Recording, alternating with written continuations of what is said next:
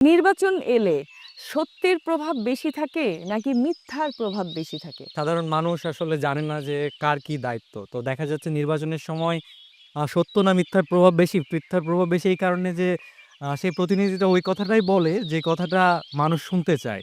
আমি যদি বলতে চাই এখানে বারবার কেন এটা ঘটতেছে, জর্জ অরওয়েল একটা বই আছে 1984 বইটা। বইটাতে সুন্দর একটা কথা ছিল, "under the spreading big chestnut tree, I sold you, you sold me." So এই 53 বছর ধরে আমরা এটাই করতেছি। আমি আপনার মাথা বিক্রি করতেছি।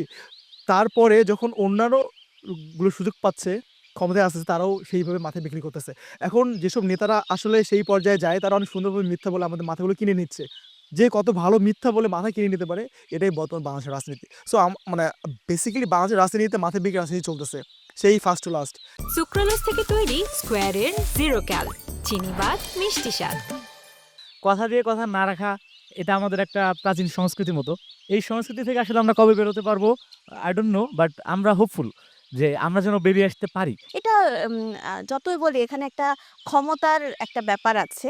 আমরা কত নাটকীয়ভাবে একটা মানুষের কাছে পৌঁছতে পারছি, সেটা বিশাল একটা ইফেক্ট ফেলে। আরেকটা ব্যাপার হচ্ছে যে জনগণ আসলে জানে না এবং হচ্ছে জানার তাদের সুযোগ নেই। আমরা যদি গ্রাম অঞ্চলে যাই, গ্রামীণ যেহেতু আমাদের বেশিরভাগ ভোটারই হচ্ছে গ্রামে থাকেন। তো তারা বেশিরভাগ দেখা যায় যে অর্ধশিক্ষিত অথবা হচ্ছে অশিক্ষিত। প্রত্যেক প্রার্থীর ইশতেহার পড়ার মতো সকল জনগণের সুযোগ সক্ষমতা নেই থাকে না। সবার। বোঝারও তো ক্ষমতা। বোঝার ক্ষমতাটাও থাকে না। আর আমাদের দেশের বেশিরভাগ জনগণই সংবিধান সম্পর্কেও সচেতন না। অর্থাৎ যে বিষয়গুলো আমাদের সবচেয়ে বেশি গুরুত্বপূর্ণ সেগুলোই আমরা আসলে জানি না। শিক্ষিত জনগণরাও যে খুব বেশি সচেতন তা না।